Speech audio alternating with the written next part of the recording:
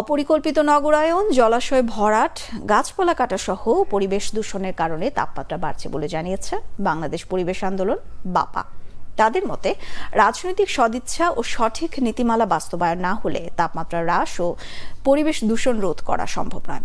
পরিবেশের ভারসাম্য রক্ষায় ৮ দফা দাবি তুলে ধরেছে বাপা। বিস্তারিত জানাচ্ছেন সৈকত সাদিক। সারা দেশে অব্যাহত রয়েছে তীব্র তাপপ্রবাহ। রেকর্ড তাপমাত্রায় রাজধানী ঢাকা সহ সারা দেশের মানুষ অতিষ্ঠ। হিট অ্যালার্ট জারি রেখেছে আবহাওয়া অফিস।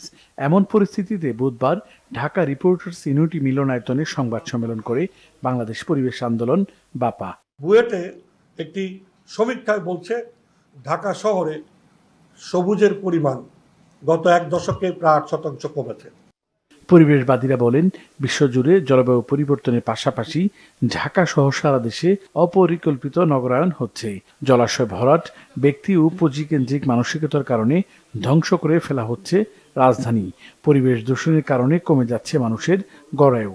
আমাদের লেক আছে, খাল আছে, বিল আছে, সেটা আমরা ভরাট করে ফেলতেছি এবং সেখানে আমরা যাতে পলিউশন প্রডিউস হয় সেই ধরনের অ্যাক্টিভিটিস করতেছি।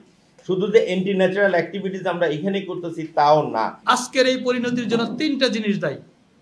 এই ৩টার অভাবের কারণে আজকে আমাদের এই পরিণতি: lack of green, lack of water and lack of open space.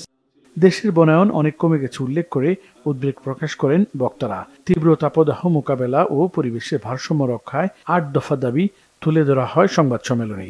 প্রথমত, বন ও বনভূমি সুরক্ষায় সংশ্লিষ্ট মহল অধিদপ্তর কর্তৃপক্ষের জবাবদিহিতামূলক ব্যবস্থাপনার পাশাপাশি নিয়ন্ত্রণ, প্রণোদনা এবং আইন ভঙ্গকারীদের যথাযথ শাস্তির ব্যবস্থা করা প্রয়োজন।